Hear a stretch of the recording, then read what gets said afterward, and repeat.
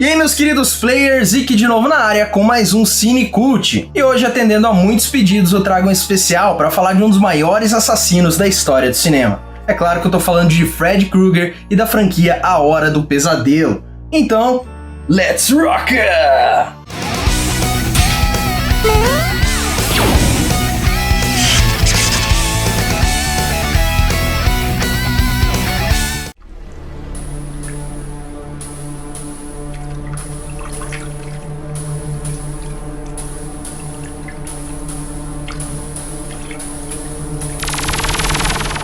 A franquia A Hora do Pesadelo foi originalmente criada em meados dos anos 80 pelo mito do terror, Wes Craven, e se passa na maioria dos filmes nos arredores da Elm Street, na cidade de Springwood, em Ohio, Estados Unidos. Ela conta a história de Fred Krueger, um assassino de crianças que foi condenado por seus crimes, mas devido a uma falha na justiça, se livrou da prisão. Os pais das vítimas, inconformados, se revoltaram e queimaram Fred vivo. Porém, de algum modo macabro, ele retornou buscando vingança nos pesadelos das pessoas. Pesadelos esses que podem te matar de verdade enquanto sonha. A franquia conta com 8 filmes e, como de costume, eu vou falar brevemente sobre cada um deles com várias curiosidades. E por fim, falar mais sobre o assassino dos pesadelos, Fred Krueger. Se você não viu nenhum dos filmes, fique tranquilo, porque eu vou evitar spoilers que venham estragar a sua experiência ao longo da série. E se você já viu os filmes, assista, porque o vídeo tá recheado de informações sobre essa grande franquia. O filme que abriu a saga foi A Hora do Pesadelo, sendo do gênero terror slasher e lançado no ano de 1984. Ele foi dirigido e escrito pelo imortal Wes Craven. No elenco, alguns nomes que valem ser citados são Heather Langenkamp,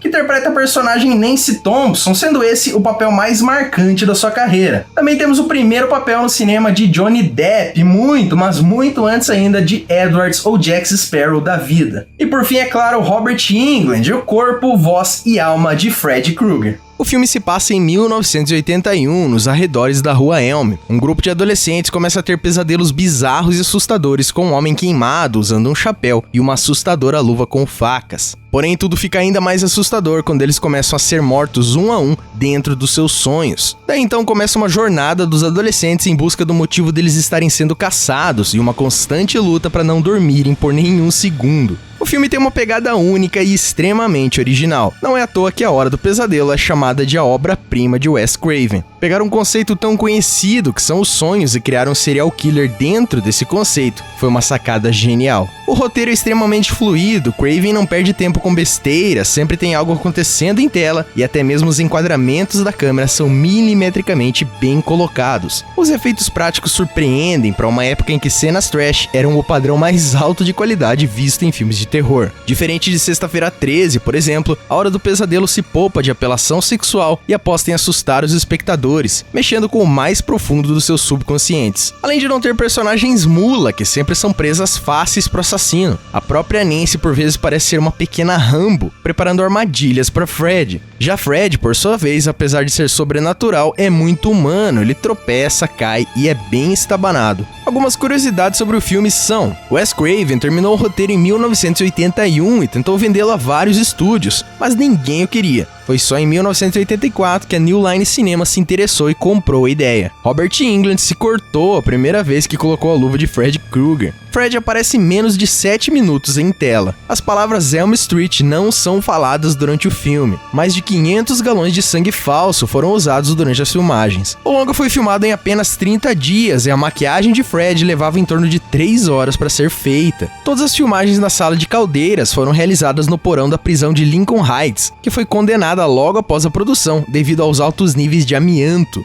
A cena em que Nancy olha para baixo e vê que a parte inferior do telefone se transformou na língua de Fred foi feita usando borracha barata e próteses. A equipe de efeitos especiais diz que Heather Langenkamp queria levar o suporte para casa depois da filmagem, o que eles acharam bem estranho. Por volta de 34 minutos, Nancy está assistindo em sua TV o clássico Evil Dead de 1981. Por volta de 50 minutos, quando os sonhos de Nancy são examinados e seus cabelos ficam brancos, a enfermeira foi interpretada pela ex-esposa de Wes Craven, Mimi Craven. A professora da classe que aparece no filme foi interpretada por Lin Shaye, que recentemente vem fazendo sucesso na franquia de terror Insidious, como a personagem Elise Rayner. O filme foi o segundo a ser produzido pela na época nova New Line Cinema, e foi graças à Hora do Pesadelo que a New Line pôde se manter viva até os dias de hoje. O primeiro filme produzido foi Noite de Pânico, de 1982, que não teve nem metade do sucesso que a Hora do Pesadelo alcançou. A cena da morte de Tina, em que ela bate no teto, foi filmada usando um conjunto de quarto giratório que foi girado lentamente para permitir que ela rolasse na posição. A câmera foi parafusada à parede e o cinegrafista amarrado em uma cadeira ao lado dela. No take em que Rod pega sua mão, Tina está no teto e Rod está de cabeça para baixo com o cabelo colado para permanecer plano. O efeito foi tão caprichado que causou vertigem nos atores. O mesmo conjunto giratório depois foi usado para a morte de Glenn, onde temos o famoso geyser de sangue. Eles decoraram o set como se estivesse ao contrário e depois viraram os galões de água vermelha. Porém, todo o sangue artificial acabou transbordando e molhando todo o set onde haviam fios e tomadas expostas. A energia acabou e algumas câmeras foram danificadas, mas ninguém se feriu. A cena foi inspirada em parte pela cena do elevador em O Iluminado de 1980. Um ano após o sucesso do primeiro filme, veio A Hora do Pesadelo 2, A Vingança de Fred, lançado em 1985. A direção agora ficou por conta de Jack Sholder, que dirigiu Noite de Pânico, de 1982, e posteriormente, em 1999, viria a dirigir O Mestre dos Desejos 2. Já o roteiro fica por conta de David Chaskin, conhecido por dirigir e escrever muitos filmes de terror B, bem meia-boca da década de 80, como por exemplo A Maldição, Raízes do Terror, de 1987. No elenco, Robert Englund retorna como Fred Krueger. O filme se passa no ano de 1986 e um jovem chamado Jesse Walsh vai morar com seus pais e sua irmã mais nova na rua Elm 1428, na mesma casa que anteriormente era de Nancy. Do nada, ele começa a ser assombrado em seus sonhos por Fred Krueger, que busca possuí-lo para poder continuar seus assassinatos no mundo real. Pois é, o plot do enredo é bem besta mesmo. Tudo o que acontece é mal explicado e sem sentido. A narrativa por vezes se arrasta e nem se compara à obra-prima que foi o seu antecessor, o que acaba salvando o filme é a atuação de Robert Englund. E mesmo assim, muita coisa é mal contada e não se encaixa dentro da mitologia do próprio personagem. Algumas curiosidades sobre o filme são: esse é o único filme da franquia em que o personagem principal é do sexo masculino. A New Line originalmente se recusou a dar um aumento de salário a Robert Englund e contrataram um novo ator para atuar como Fred. Depois de 2 semanas de filmagem, o produtor Robert Shaye percebeu que isso era um terrível erro de julgamento e atendeu às exigências de Englund. Esse filme é famoso por ter tons e temas que muitos veem como homoeróticos, e os eventos do filme são muitas vezes vistos como uma alegoria para a homossexualidade fechada do personagem Jesse. Enquanto os produtores do filme inicialmente negaram que isso fosse intencional, o roteirista David Chaskin admitiu que o subtexto foi sim intencionalmente escrito no roteiro para dar mais profundidade aos personagens. E isso ainda piora, pois Mark Patton, que interpretou Jesse, é abertamente gay e declarou de forma divertida que se vê como a primeira rainha do grito masculina. Além do subtexto homoerótico do filme, ele cita o fato de que era muitas vezes retratado na tela gritando como uma menina, e porque ele viu o personagem como um gay não assumido. A sequência em que Fred aterroriza a festa na piscina é a mais absurda do filme e de toda a franquia, pois as regras estabelecidas por Wes Craven no primeiro filme foram quebradas, tendo em vista que Fred estava atacando as pessoas enquanto elas estavam acordadas. Wes Craven se recusou a trabalhar neste filme porque nunca quis que A Hora do Pesadelo se tornasse uma franquia. Ele não gostou nem um pouco do que fizeram com Fred na sequência e posteriormente retornaria para tentar consertar essas cagadinhas feitas pelos produtores. Na sequência, então, veio A Hora do Pesadelo 3, Os Guerreiros dos Sonhos, lançado no ano de 1987. A direção fica a cargo de Chuck Russell, que foi o diretor do clássico Máscara, de 1994, e Queima de Arquivo, de 1996. O roteiro ficou a cargo de Bruce Wagner, com uma ajudinha básica de Wes Craven, que se sentiu na obrigação de retornar após o fiasco do segundo filme. Além da volta de Craven, no elenco temos o retorno de Heather Langenkamp, reprisando seu papel como Nancy Thompson. E é claro, Robert Englund novamente como Fred Krueger. O filme se passa no ano de 1987 em Springwood, em uma clínica de saúde mental chamada Westin Hills, onde um grupo de jovens tem pesadelos misteriosos com Freddy Krueger. Nancy Thompson retorna como uma estudiosa dos sonhos para tentar ajudar o grupo e somos apresentados a Kristen Parker, uma jovem que tem o poder de trazer qualquer pessoa que queira para dentro de seus sonhos. Aos poucos eles começam a aprimorar suas habilidades durante os sonhos para que possam lutar contra Freddy Krueger e se manterem vivos. A mão de Wes Craven é extremamente visível no decorrer do filme. A narrativa te prende, a história é excelente, cada minuto é muito bem aproveitado e as atuações são muito boas. No geral, depois do segundo filme, A Hora do Pesadelo 3 é um vislumbre cinematográfico. Algumas curiosidades sobre o filme são: a luva de Fred foi a mesma usada nos 2 primeiros filmes e foi roubada durante as filmagens. Ken Sagoes, que interpretou o personagem Kincaid, foi para a audição do papel em um dia chuvoso de ônibus e chegou encharcado para o seu teste. Ele teve que esperar por horas todo molhado, então quando chegou o momento de sua audição, o diretor Chuck Russell disse a ele: faça o que quiser. Ken surtou e começou a gritar algo como: foda-se,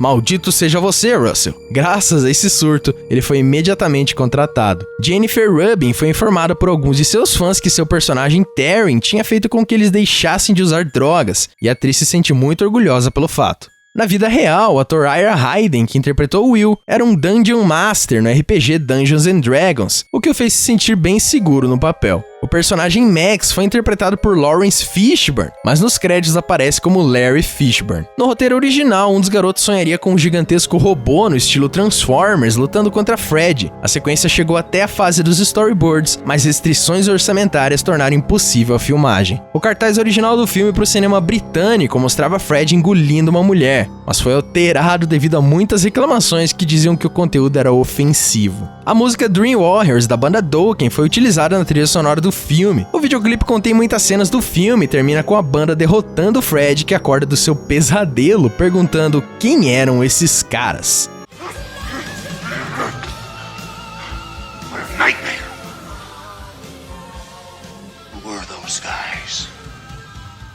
Posteriormente veio A Hora do Pesadelo 4, O Mestre dos Sonhos, lançado em 1988. A direção agora vai para as mãos de Renny Harlin, que dirigiu também Duro de Matar 2, de 1990, e Risco Total, de 1993. O roteiro foi escrito por William Kotzwinkle e co-escrito por Brian Helgeland, que foi o roteirista de Coração de Cavaleiro, de 2001. E Robert Englund reprisa o seu papel como assassino Freddy Krueger. O filme se passa no ano de 1988, logo após o filme anterior. Os sobreviventes já foram liberados da clínica de saúde mental e tentam levar uma vida normal, mas logo algo inusitado acontece e Fred retorna, mais poderoso e furioso do que nunca, buscando por vingança e fazendo novas vítimas. O filme tem uma pegada muito semelhante do terceiro e é o primeiro a se mostrar eficiente sem o envolvimento de Wes Craven na produção. Algumas curiosidades sobre o filme são: a parte favorita de Robert Englund no filme foi o ciclo de tempo, porque parecia com o visual de um sonho que continuava se repetindo. Por volta de 51 minutos, na cena da sala de aula, os alunos são ensinados sobre a filosofia e os sonhos. O professor que dá a palestra é interpretado pelo produtor da série Cell da New Line Cinema, Robert Shea. Wes Craven e Bruce Wagner criaram um conceito não utilizado para o filme, que envolvia a viagem do tempo através dos sonhos. No entanto, os produtores sentiram que esse era um conceito muito diferente para uma sequência e não se encaixava na fórmula criada por Craven no primeiro filme. O sucesso desse filme convenceu os produtores a criarem A Hora do Pesadelo, o terror de Freddy Krueger. Trata-se de um spin-off da franquia em formato de seriado, contando com 44 episódios que foi ao ar em outubro de 1988 até março de 1990, tendo 2 temporadas. Ele era estrelado pelo próprio Robert Englund e em cada episódio Freddy contava uma história diferente de natureza sombria que teve lugar na cidade fictícia de Springwood, e em especial Elm Street. O seriado foi lançado nos Estados Unidos e Reino Unido em VHS. Já em DVD e Blu-ray, o seriado teve apenas alguns episódios lançados como extras em box dos filmes.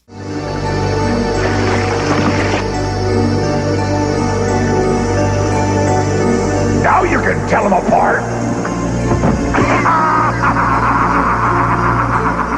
No ano seguinte veio A Hora do Pesadelo 5, O Maior Horror de Fred, lançado no ano de 1989. A direção agora vai para as mãos de Stephen Hopkins, que foi o diretor do clássico Predador 2 de 1990. O roteiro ficou a cargo de 3 pessoas: Leslie Bohren, diretor de Daylight de 1996, além de John Skipp e Craig Spector. No elenco, é claro, Robert Englund retorna como Freddy Krueger. O filme se passa no ano de 1989 e a trama passa a girar em torno da personagem Alice, que é uma Dream Master, uma espécie de guardiã dos sonhos. Fred descobre que Alice está grávida e tenta usar os sonhos do seu filho por nascer para poder continuar os seus assassinatos. O filme tem uma narrativa bem lenta que demora para se desenvolver, e a atmosfera é mais gótica e obscura que os anteriores, pois foi usada uma técnica de iluminação de filtro azul na maioria das cenas. Mas no geral o filme se sai muito bem. Vale citar um dos momentos mais icônicos do filme, onde Fred aparece como Super Fred. Algumas curiosidades sobre o filme são: tanto o autor de terror Stephen King quanto o quadrinista Frank Miller receberam a proposta para escrever e dirigir o filme, mas recusaram. O diretor Stephen Hopkins teve apenas 4 semanas para filmar e mais 4 semanas para editar o filme. Enquanto ele estava trabalhando em um estágio do filme, o restante da sua equipe trabalhava em outro, mas tudo correu bem e foi esse feito que ele colocou na direção de Predador 2, de 1990. Stephen Hopkins também admitiu que achava a cena da morte de Mark boba, mas como um nerd e fã de quadrinhos, optou por mantê-la.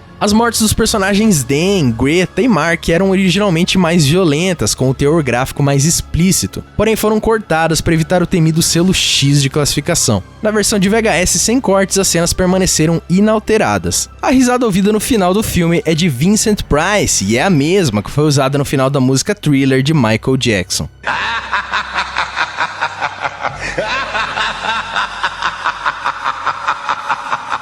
Na sequência veio A Hora do Pesadelo 6, Pesadelo Final, A Morte de Fred, lançado no ano de 1991. A direção e o roteiro ficam a cargo de Rachel Talalay e pela primeira vez temos uma mulher dirigindo a franquia. Como co-roteirista temos Michael De Luca, que foi o produtor do clássico A Outra História Americana, de 1998. Já no elenco, Robert Englund deita e rola como Fred Krueger. Agora estamos em 1999, um futuro onde todas as crianças de Springwood foram assassinadas por Fred e todos os adultos sofrem de psicose em massa. O único sobrevivente é um rapaz com amnésia que começa a ser perseguido por Fred Krueger em seus pesadelos. O filme começa com uma premissa boba, mas aos poucos vai ganhando corpo, se tornando bem eficiente e cheia de reviravoltas. Fred tem mais explicações sobre seus poderes e é mostrado muito tempo em tela. Ele deita e rola, e não é por menos que esse é um dos filmes com as mortes mais cômicas e memoráveis de toda a franquia. Algumas curiosidades sobre o filme são: Peter Jackson foi contratado originalmente para escrever o roteiro do filme. Ele até escreveu um rascunho, mas que acabou não sendo usado. Esse foi o primeiro filme da New Line Cinema a ser produzido parcialmente em 3D e o primeiro da franquia que não trouxe as crianças pulando corda e cantando a famosa música de Fred. Robert Englund declarou que sua morte favorita em toda a franquia é a do personagem Carlos. Por volta de 42 minutos, Johnny Depp faz uma aparição em um comercial de TV falando sobre drogas. Já por volta dos 47 minutos, Fred aparece usando uma luva de videogame muito similar ao acessório Power Glove da Nintendo. Por volta de 1 hora e 14 minutos, o pai abusivo de Fred Krueger foi interpretado por Alice Cooper. O filme foi lançado em 1991 e se passa 10 anos no futuro, porém ele se passa em 1999 ao invés de 2001, porque na verdade se passaria 10 anos após 1989, ano de lançamento do primeiro filme. Tudo isso bate com a linha temporal de Jason Vai para o Inferno, a última sexta-feira de 1993, uma vez que a garra de Fred Krueger surge do inferno no final desse filme para pegar a máscara de hockey de Jason. Isso indica que a derrota de Fred em seu filme precedeu os eventos de Jason Vai para o Inferno. Como o título do filme já entrega, Fred foi morto para sempre, mas obviamente os fãs ficaram inconformados. Apenas 3 anos depois é que seria lançado um novo longa. O Novo Pesadelo, o retorno de Fred Krueger, lançado em 1994. A direção e roteiro retornam para as habilidosas mãos de Wes Craven, que também atua no filme. Além de no elenco termos a volta de Heather Langenkamp, e eu nem preciso citar que Robert Englund está de volta, dessa vez trazendo um Fred bem diferente do tradicional. Outro ator que merece uma citação é o jovem Nico Hughes, conhecido também por seu papel como Gage Creed no clássico Cemitério Maldito de 1989. E sim, ele é o garoto daquele meme bem sem graça que rolou um tempinho atrás aí no Facebook.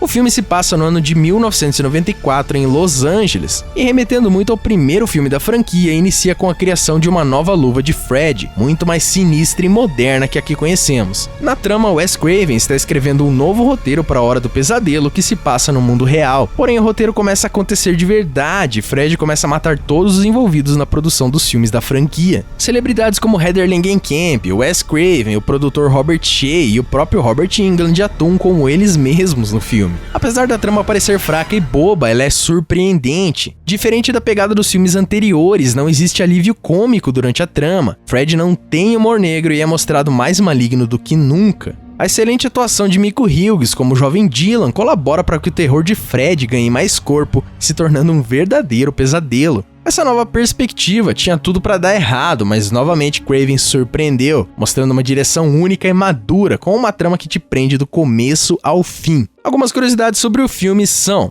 a premissa do filme foi originalmente planejada para ser usada para a Hora do Pesadelo 3, Os Guerreiros dos Sonhos, mas a ideia foi rejeitada pelo estúdio na época. Antes de fazer o novo pesadelo, Wes Craven assistiu a todos os filmes da franquia. Quando terminou, ele afirmou que não podia seguir o enredo, além de afirmar que considera as sequências fracas em comparação com sua obra original. Nos eventos do filme, Heather Langenkamp tem um fã maluco que a persegue. Na vida real, de fato, ela tinha um assediador, e Wes Craven teve a sua permissão para pôr isso no enredo. Nesse filme, Fred é retratado muito mais próximo do que Wes Craven queria originalmente para o personagem, muito mais ameaçador, menos cômico e com um traje e aparência atualizados. As roupas usadas por Heather Langenkamp e John Saxon no final do filme são exatamente as mesmas usadas no filme original de 1984. Lin Shaye, que fez uma ponta como professora no filme original de 84, aqui apareceu como uma enfermeira, junto com a filha de Wes Craven, Jessica Craven, que também aparece como uma enfermeira. Miko Hughes era um grande fã de Fred Krueger antes mesmo das filmagens. Ele ia ver Robert Englund colocar a maquiagem de Fred todos os dias. O total de vítimas do filme é de apenas 4 pessoas. Esse filme fecha a era clássica de A Hora do Pesadelo, e posteriormente a saga ganhou um reboot. A Hora do Pesadelo, lançado em 2010. A direção do reboot fica a cargo de Samuel Bayer, conhecido por trabalhar na direção de compilações de clipes de bandas de rock, como Green Day, Metallica e Smashing Pumpkins. O roteiro ficou a cargo de Wesley Strick, co-escritor de Cabo do Medo, de 1991, e Eric Heiserer, escritor da prequel de The Thing, de 2011, e recentemente A Chegada, de 2016. Vale ainda citar Michael Bay, que foi o produtor do filme, mas relaxe que as explosões foram moderadas.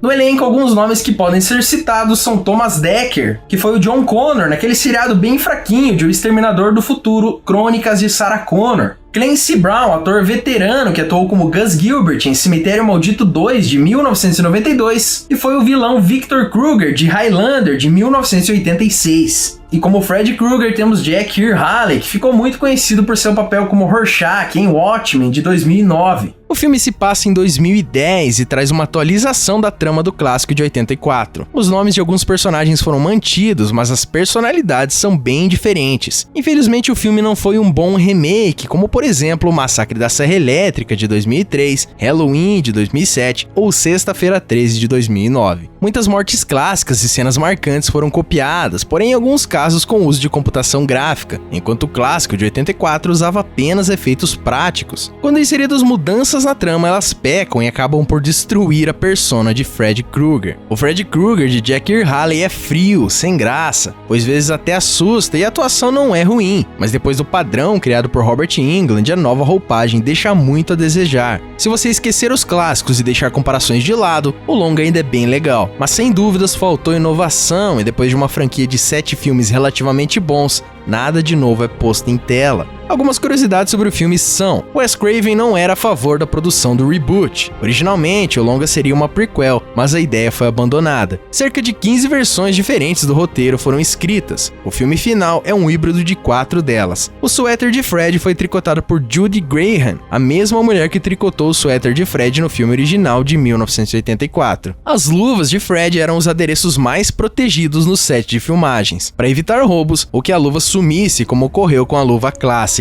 Robert Englund apoiou Jack Earl Haley como novo Fred depois que ele viu sua performance como Rorschach em Watchmen e deu sua bênção aos produtores dizendo que a tocha havia sido bem passada. Jack Earl Haley era um dos atores mais baixos de todo o elenco, várias técnicas foram usadas para fazê-lo parecer mais alto no filme. No início das filmagens, a equipe precisava de 6 horas para aplicar toda a maquiagem de Fred. Posteriormente, a equipe conseguiu encurtar o processo em aproximadamente 3 horas. Quando Nancy está procurando informações sobre as outras crianças de sua turma, ela se depara com um colega que publica vlogs de suas experiências com Fred na internet. Esse é Aaron Yu, que atuou como Chewie no remake de Sexta-feira 13, de 2009. Apesar de todas as críticas negativas, o reboot é a 8ª maior bilheteria slasher de todos os tempos. Algumas curiosidades sobre a franquia em geral são: a luva original, que aparece nos 2 primeiros filmes da saga e posteriormente desapareceu, aparece como um easter egg no clássico Evil Dead 2 de 1987. O endereço fictício da casa de Nancy é Elm Street 1428. A casa real onde as filmagens aconteceram está localizada em Los Angeles, Califórnia, na Norte Genesee Avenue 1428. Os números 1428 originais do lado da casa foram roubados por algum fã e nunca mais encontrados. Em 12 de setembro de 1991, um dia antes do lançamento do 6º filme nos Estados Unidos, foi criado o Freddy Krueger Day, um dia onde as pessoas procuram esquecer a morte de Fred, obviamente uma brincadeira, e um dia onde muitas pessoas se reúnem para fazer maratonas da franquia. A personagem Alice é a única de toda a franquia que enfrentou Fred 2 vezes e sobreviveu. O remédio Hipnocil, que aparece em alguns filmes da franquia e é usado para reprimir sonhos, é fictício e não existe no mundo real. O conceito principal do filme surgiu após Wes Craven ler vários artigos do jornal Los Angeles Times sobre um grupo de refugiados do Sudeste Asiático da tribo Hmong, vários dos quais morreram em meio a horríveis pesadelos. O grupo tinha vindo para a América para escapar do reinado do ditador Pol Pot, e num período de 1 ano, 3 homens saudáveis haviam morrido exatamente na mesma situação.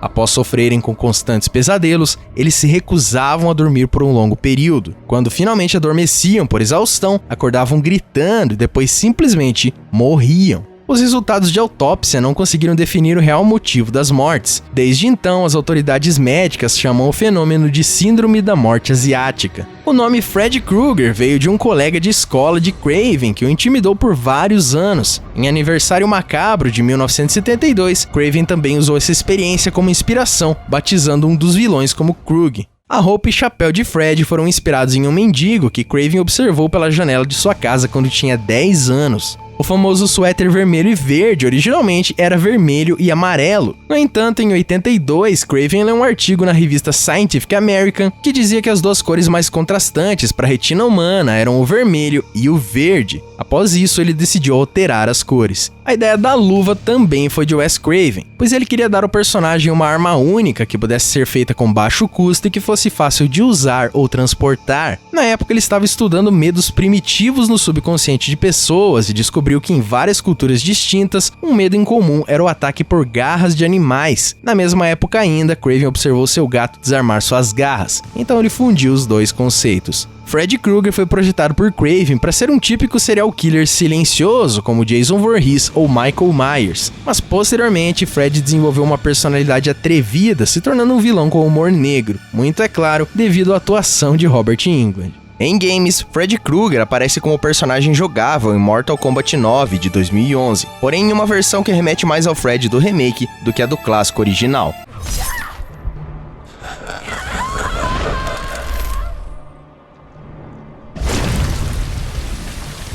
Freddy wins. Fatality. Para quem é fã de filmes de terror, vale citar aqui o game Terrordrome, um jogo de luta desenvolvido por fãs nos moldes do Mortal Kombat clássico, porém com personagens como Freddy Krueger, Jason Voorhees, Michael Myers, Leatherface e afins. Para quem tiver interesse, o link para download diretamente do site do game vai estar aqui na descrição. Após a criação de Freddy Krueger, ter pesadelos nunca mais foi visto do mesmo modo. Numa época em que assassinos slashers como Jason Voorhees e Michael Myers já disputavam para ver quem fazia o maior número de vítimas, Freddy chegou mais tarde, não se preocupando muito com sua contagem de corpos, mas sim em aterrorizar as suas vítimas até não poder mais. Devido a isso, ele teve seu reconhecimento no Hall do Terror e referências ao personagem na cultura pop estão aos montes por aí. Freddy se tornou um mito conhecido pelo mundo todo por adultos e crianças. Ele já fez até algumas participações hilárias no Adult Swim, em destaque um episódio chamado Big Brother Horror Movie, onde ele aparece em um reality show com outros nomes de peso do terror, como Michael Myers, Jason Voorhees e Pinhead.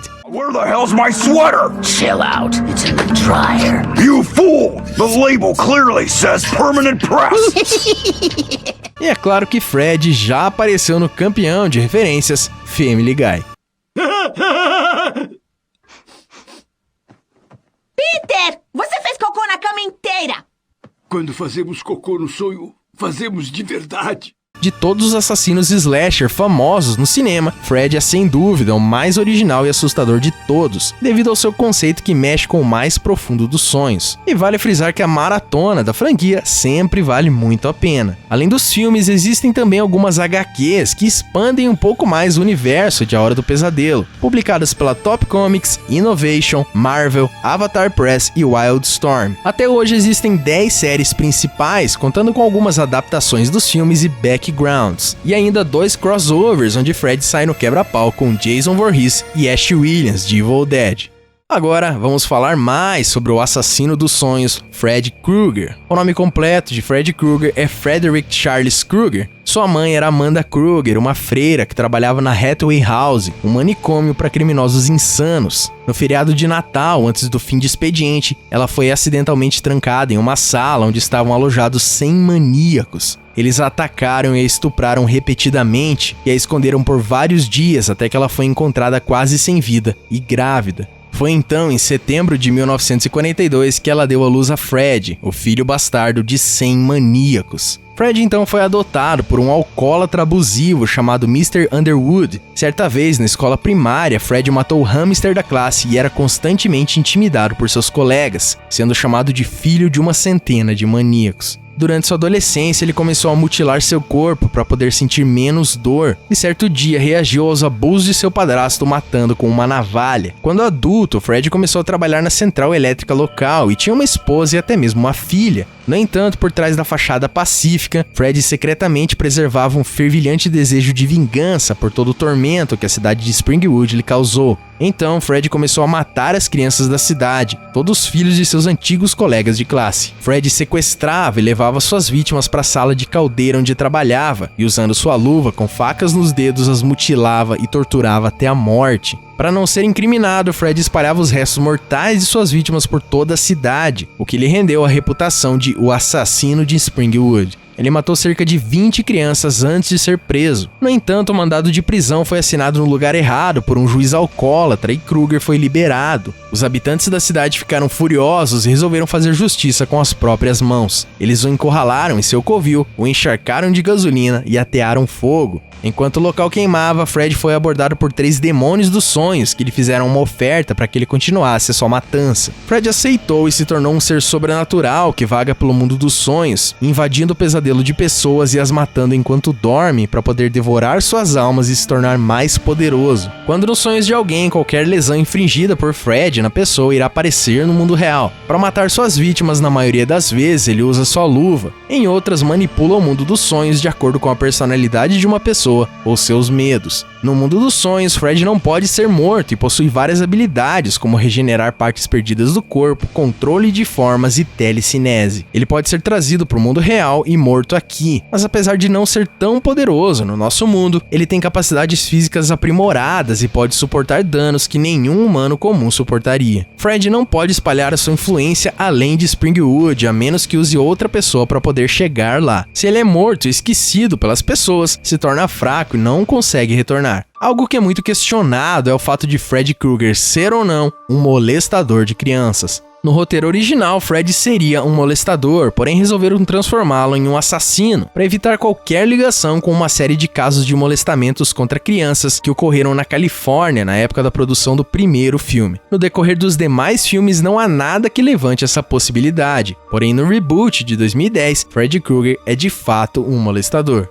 Em O Novo Pesadelo, o Fred Krueger que temos não é o tradicional da linha canônica, mas sim uma entidade demoníaca antiga, que toma a forma das criações mais escuras da imaginação humana em diferentes épocas. Nesse caso, a entidade assumiu a forma de Fred Krueger dos filmes A Hora do Pesadelo no final do século XX. Ao longo de sua carreira, Fred fez 34 vítimas, porém se contarmos O Novo Pesadelo, Fred vs Jason e o reboot, o número sobe para 44. Fred fica em terceiro no ranking mundial dos assassinos. À sua frente vem Michael Myers com 148 vítimas e o campeão Jason Voorhees com 165 vítimas.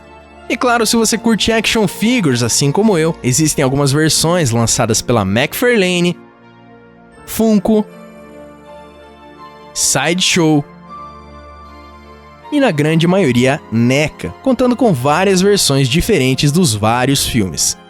E galera, duas coisas que eu guardei pro final do vídeo. A primeira é, não, eu não esqueci de Fred vs Jason. Como eu já havia dito no especial Sexta-feira 13, ele terá um vídeo à parte, ok? E a segunda é o Wes Craven, pois eu tinha que reservar um espacinho aqui no vídeo para falar um pouco sobre ele. Craven, sem sombra de dúvida, é o mestre do terror quando se fala em direção e roteiros cinematográficos. Além de A Hora do Pesadelo, ele foi o criador de inúmeros títulos de peso, como alguns exemplos: Quadrilha de Sádicos, de 77, Aniversário Macabro, de 72, Shocker, 100.000 volts de terror, de 89, As Criaturas Atrás das Paredes, de 91, Mestre dos Desejos, de 97 e, claro, o grandioso Pânico, de 96, que também virou uma franquia de sucesso. Mesmo em obras mais baratas, Craven caprichava com uma direção fluida e natural. Tudo era perfeitamente colocado, começo, meio e fim, reviravoltas, jumpscares certeiros, fotografia impecável.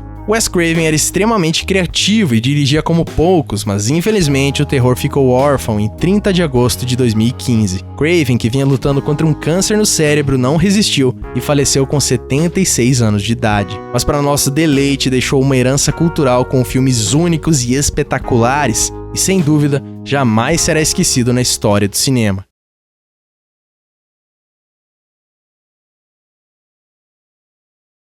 E se você quiser saber mais sobre o universo do cinema, com várias curiosidades, não deixe de conferir a playlist Cinecult. Para você fã de terror, a playlist já conta com os clássicos Halloween, Brinquedo Assassino e Sexta-feira 13. O link vai estar aqui na descrição.